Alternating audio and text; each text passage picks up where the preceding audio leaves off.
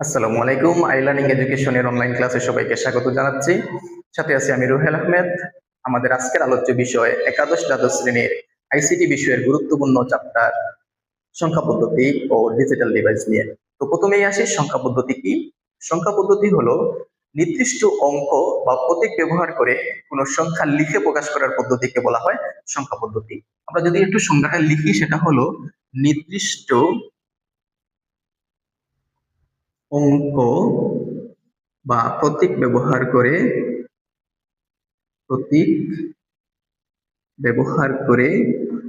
তো সংখ্যা পদ্ধতি কি? সংখ্যা পদ্ধতি হলো নির্দিষ্ট অঙ্ক বা প্রতীক, এখানে প্রতীক বলতে গাণিতিক প্রতীক বলা হয়। প্রতীক ব্যবহার করে সংখ্যা লিখে প্রকাশ করার পদ্ধতিকে সংখ্যা পদ্ধতি বলা হয়। সংখ্যা পদ্ধতি হলো দুই ধরনের। সংখ্যা পদ্ধতি সংখ্যা পদ্ধতি হলো দুই ধরনের। নাম্বার ওয়ান হলো পজিশনাল নাম্বার, যাকে বাংলায় স্থানিক সংখ্যা বলা হয়। স্থানিক সংখ্যা। নাম্বার টু হলো নন পজিশনাল নাম্বার। নন পজিশনাল নাম্বার, যাকে বাংলায় অস্থানিক সংখ্যা বলা হয়। অস্থানিক সংখ্যা।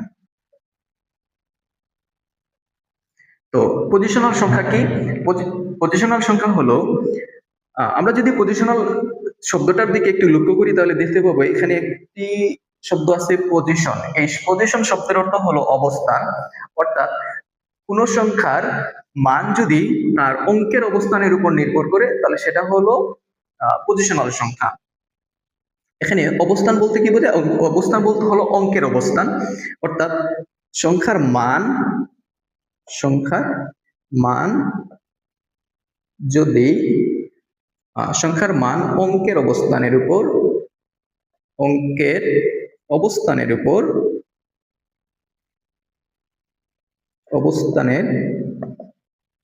উপর নির্ভরশীল। পজিশনাল সংখ্যা কি? পজিশনাল সংখ্যা হলো যদি কোনো সংখ্যার মান তার অঙ্কের অবস্থানের উপর নির্ভরশীল হয় তখন তাকে পজিশনাল সংখ্যা বলা হয়। আর নন পজিশনাল সংখ্যা হলো সংখ্যার মান তার অঙ্কের অবস্থানের উপর নির্ভর করে না। তাহলে নন পজিশনাল সংখ্যা হলো যদি কোনো সংখ্যার মান তার অঙ্কের অবস্থানের উপর নির্ভরশীল না হয় তাহলে সেটা হলো নন পজিশনাল নাম্বার। এখন পজিশনাল সংখ্যা বা পজিশনাল নাম্বার হলো সাধারণত চার ধরনের। সেটা হলো ডেসিমেল, তারপর অক্টাল, বাইনারি, হেক্সাডেসিমেল। এই পজিশনাল নাম্বার হলো চার ধরনের। নাম্বার ওয়ান ডেসিমেল বা দশমিক সংখ্যা, যাকে আমরা দশমিক বলি, দশমিক বা দশ ভিত্তিক সংখ্যা। তারপরে হলো বাইনারি, তারপর অক্টাল এবং হেক্সাডেসিমেল। এখন নন পজিশনাল সংখ্যা কি? নন পজিশনাল সংখ্যা হলো সংখ্যার মান যদি তার অঙ্কের অবস্থানের উপর নির্ভর না করে তাহলে সেটা হলো নন পজিশনাল সংখ্যা।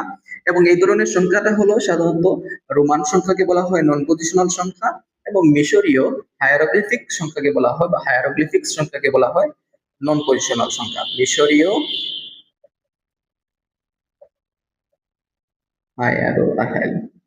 হায়ারোগ্লিফিক্স সংখ্যাকে বলা হয় নন পজিশনাল সংখ্যা। এখন পজিশনাল সংখ্যা সাধারণত তিনটি জিনিসের উপর নির্ভর করে। সেটা হলো তার অঙ্কের অবস্থানের উপর তো অবশ্যই নির্ভর করে, এবং তার সাথে সাথে পজিশনাল সংখ্যার ক্ষেত্রে তিনটা জিনিসের উপর নির্ভর করে। একটা হলো অঙ্কের নিজস্ব মান, দুই নম্বর হলো স্থানীয় মান, এবং তার ভিত্তি। এই তিনটি জিনিসের উপর পজিশনাল সংখ্যা নির্ভরশীল। এখন আমাদের মনে প্রশ্ন জাগতে পারে যে অঙ্কের অবস্থানের উপর সংখ্যার মান নির্ভর করে পজিশনাল সংখ্যা কিভাবে নির্ণয় করা হয়। উদাহরণ হিসেবে বলা যায় যে আমরা চার ধরনের অঙ্ক নিলাম। একটা হলো 4, 3, 2, জিরো। আমরা আলাদা আলাদা ভাবে 4 ধরনের সংখ্যা নিলাম বা অঙ্ক নিলাম। এখন এই 4টি অঙ্ক ব্যবহার করে পজিশনাল নাম্বারে দশমিক, এগুলো হলো 10 ভিত্তিক সংখ্যা। এই 10 ভিত্তিক সংখ্যার 4টা মৌলিক অঙ্ক নিলাম আমরা, 4, 3, 2 এবং 0। এই অঙ্কগুলো ব্যবহার করে যদি আমরা সংখ্যা লিখি তাহলে দেখা যায় একটা সংখ্যা হলো 2304, যেখানে এই সংখ্যার অঙ্কের অবস্থান, আচ্ছা আমরা লিখলাম 2304। এখন অন্য আরেকটি সংখ্যা লেখা যায়, এই সংখ্যাটা হলো 4320। লক্ষ্য করলে দেখা যায় এখানে প্রথম অবস্থায় 4 এর স্থানীয় মান ছিল 4, 0 এর স্থানীয় মান যদিও 0 কিন্তু 10 ভিত্তিক হিসাবে 0, 3 এর স্থানীয় মান এখানে হলো 300, 2 এর স্থানীয় মান হিসেবে বলা হয় 2000। কিন্তু একই অঙ্ক ব্যবহার করার কারণে, মানে আমরা একই অঙ্ক ব্যবহার করে যখন আমরা অন্য একটি সংখ্যার পূরণ লিখলাম তখন একক স্থানে এটা হলো 0, এই সংখ্যাটার মান হলো 20, এই অঙ্কের মান হলো 300 এবং এটার মান হলো 4000।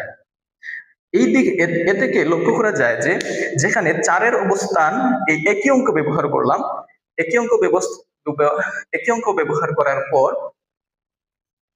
প্রথম অবস্থায় সংখ্যাটার মান আসলো 2300, কিন্তু পরবর্তীতে যখন অঙ্কের অবস্থান চেঞ্জ করে, অঙ্ক একই রেখে তার অবস্থান পরিবর্তন করার কারণে প্রথম অবস্থায় যেখানে মান ছিল 2000, অবস্থান পরিবর্তন করার ফলে এই মানটা চলে আসছে 4000। অর্থাৎ দেখা গেল অঙ্ক একই আছে কিন্তু তার অবস্থান পরিবর্তন করার সাথে সাথে সংখ্যার মানেরও পরিবর্তন হয়ে গেছে। এটাকে বলা হয় পজিশনাল সংখ্যা। আর নন পজিশনাল সংখ্যা কিভাবে কাজ করে? নন পজিশনালের ক্ষেত্রে একটা সংখ্যা লেখা যায় যে, এবং এটাকে বলা হয় 10। এখন আমরা যদি পাশাপাশি এই সংখ্যাটা লিখি এটা, তাহলে এই সংখ্যাটার মান আসবে 110, তাই না? কিন্তু আমরা যদি পরিবর্তন করি, এই সংখ্যাটার যদি পরিবর্তন করি, মানে এটার মান আসলো, এই সংখ্যার মান আসলো 110। এখন এটাকে যদি আমরা পরিবর্তন করি, তার অবস্থান পরিবর্তন করি, অর্থাৎ এটাকে যদি আমরা এভাবে লিখি, তার মান কিন্তু একই থাকবে, অর্থাৎ 110ই থাকবে। অঙ্কের অবস্থানের উপর এই ধরনের সংখ্যার কোনো মান নির্ভর করে না, তাদের যে নিজস্ব সক্রিয় মান আছে তাই সবসময় বজায় রাখে। আর পজিশনাল সংখ্যার ক্ষেত্রে অঙ্কের অবস্থান পরিবর্তনের সাথে সাথে সংখ্যার মানেরও পরিবর্তন হয়ে যায়। আশা করি আমরা পজিশনাল সংখ্যা এবং নন পজিশনাল সংখ্যা সম্পর্কে বিস্তারিত ধারণা লাভ করতে পেরেছি।